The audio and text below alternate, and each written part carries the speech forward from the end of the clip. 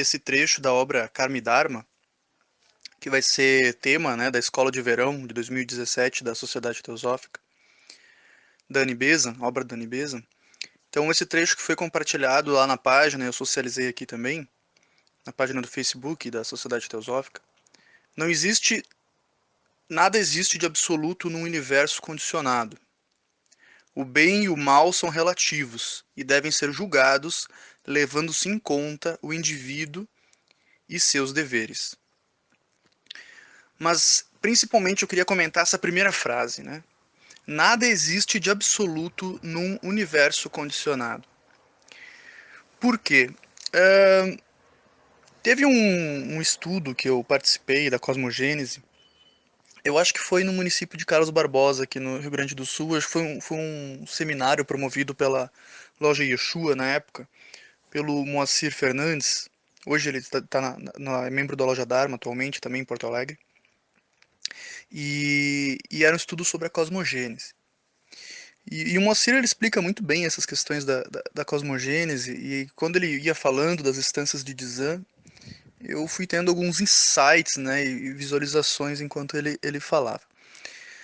E o que eu trouxe daquele estudo, uma síntese, que eu entendi ao menos, né, dentro do meu grau de compreensão, é que a perfeição só existe no universo imanifestado.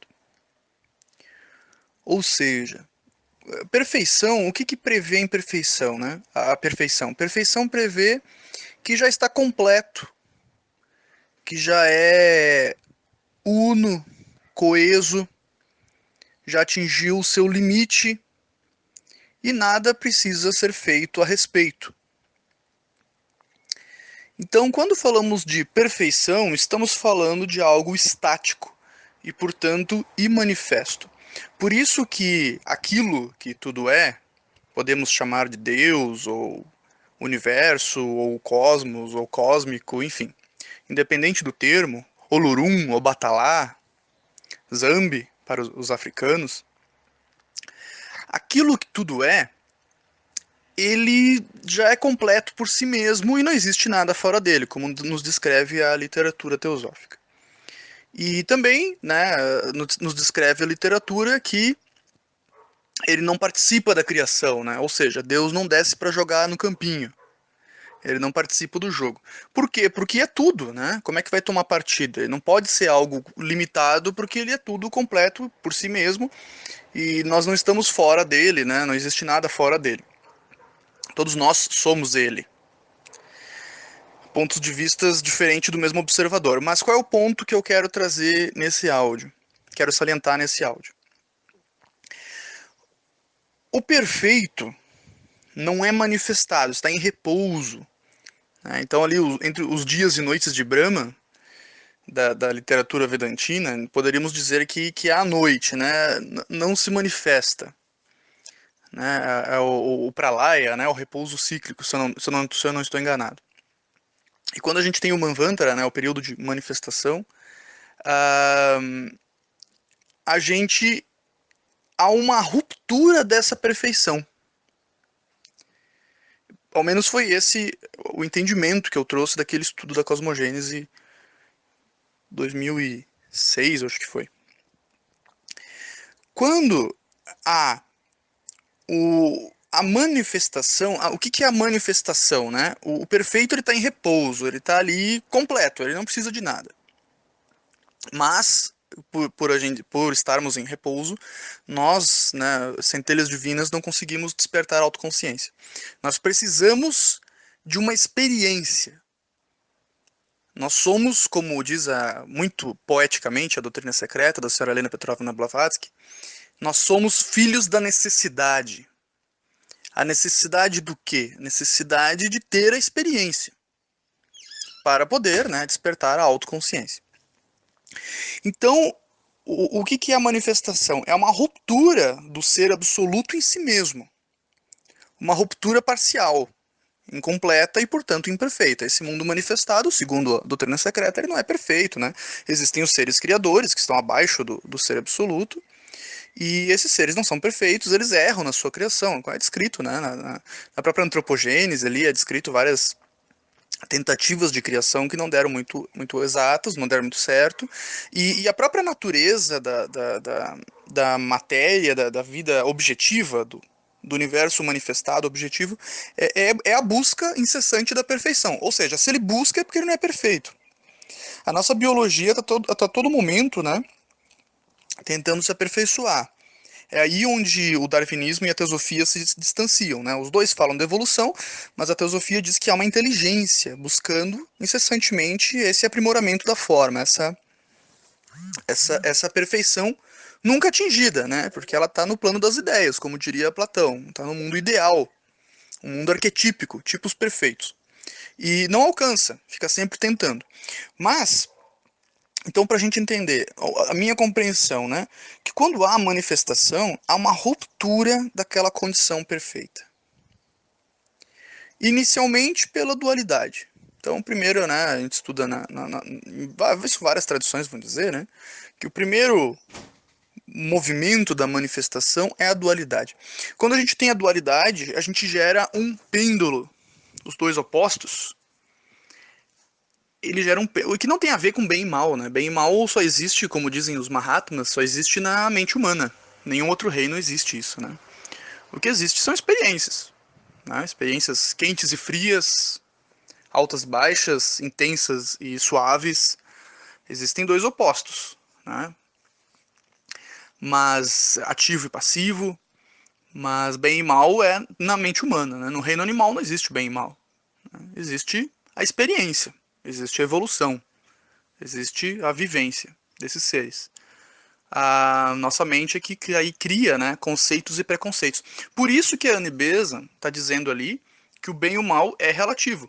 Porque no nosso universo condicionado, que é o universo manifestado, não existe perfeição, não existe um conceito perfeito. Existe sempre a tentativa, a gente está sempre buscando.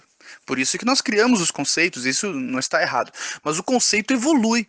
Até a própria filosofia, né, define que o conceito de ética e moral ele acompanha a cultura da época, né? Então a gente tem os grandes filósofos gregos nunca falaram uma vírgula sobre a escravatura, por exemplo. E na Grécia, na época, tinha escravidão, né? Sócrates nunca falou nada a respeito, Platão também não. Inclusive um deles acreditava que para ter democracia precisava, né, de escravidão. Acho que era Platão até, inclusive. Então percebam que era o entendimento que eles tinham na época, né? Eles estavam imersos na cultura. Assim como, né, todas as barbáries que a gente viveu recentemente, como a escravatura, entre outras, né, e genocídios das mulheres, embora de certa maneira continua, mas já foi legalizado, né, caçar as bruxas e tudo mais, tudo isso ocorreu dentro das leis da época. Não eram movimentos contra a lei, porque se acreditava que aquilo era correto, né, se buscava justificativas para aquilo ali. Então, ninguém quer se ver como a si mesmo como um vilão da história. Todo mundo, nós vamos sempre justificando nossos atos, né? Me parece haver naturalmente, atualmente, né? Tem alguns movimentos, né, em alta, né, humanistas, pela causa animal, né? Tem muitos ativistas, né? O veganismo muito forte surgindo nos jovens naturalmente. Então são todos conceitos que de repente daqui a 100 anos, talvez, espero que menos, talvez sejam vistos como crimes, né? E que nós cometíamos e em algum momento deixaremos de cometer. Mas entendam que é uma questão que vai progredindo. E depois, né, depois daqui a 200 anos, terão outros conceitos que até agora a gente nem identificou ainda como errados, como, né, maliciosos, e daqui a 200 anos nós iremos identificar, né? Então vejam que há um progresso gradual, né? Os mestres dizem que primeiro a gente aceita os conceitos no plano mental e depois demora, né, para manifestar no astral, e no físico demora mais ainda, para virar leis demora mais ainda, mas há um gradual progresso, sempre buscando essa perfeição que nunca iríamos atingir nesse plano, né, nem nesse plano nem nos planos sutis, porque todos eles são manifestados, todos eles são matéria, todos eles são formas e todos eles são condicionados. A própria manifestação ela é um condicionamento de algo que era perfeito e agora não é mais. Então, resumindo, esse pêndulo dos opostos gera movimento. E é isso que possibilita a existência manifestada. Ela precisa de um movimento. Né? Então, essa questão da imperfeição é inerente ao mundo manifestado. Então, a gente procura, né, a extrema justiça aqui nesse mundo e a gente não vai encontrar. E é por isso que muitas pessoas desistem, né, da religião e se afastam porque não compreendem esse princípio. Né? Procuram a justiça divina e não encontram, porque realmente há injustiça. Sim, há, né? Há injustiça. E faz parte do nosso nível evolutivo. Como já foi descrito aqui no grupo, né, o karma ele tem uma questão compensatória. Às vezes, por estarmos inseridos no karma coletivo, sofremos sim injustiças, né? Nem tudo é ajuste de dívidas kármicas, de resgates kármicos. Muitas vezes há então esse ajuste, só que depois somos compensados por isso. Né? Há uma questão compensatória. Mas existe esse pêndulo que gera o movimento. Né? Então, o animal satisfeito dorme. Né? Se fosse tudo muito bom, tudo muito perfeito, nós estaríamos, como ficamos em alguns planos superiores, né, mais sutis de existência, ficamos meio estagnados, não conseguimos progredir, porque não tem aquele desconforto que gera movimento. Então, só uma reflexão que eu gostaria de compartilhar. Eu achei adequado a esse trecho da Annie Besant.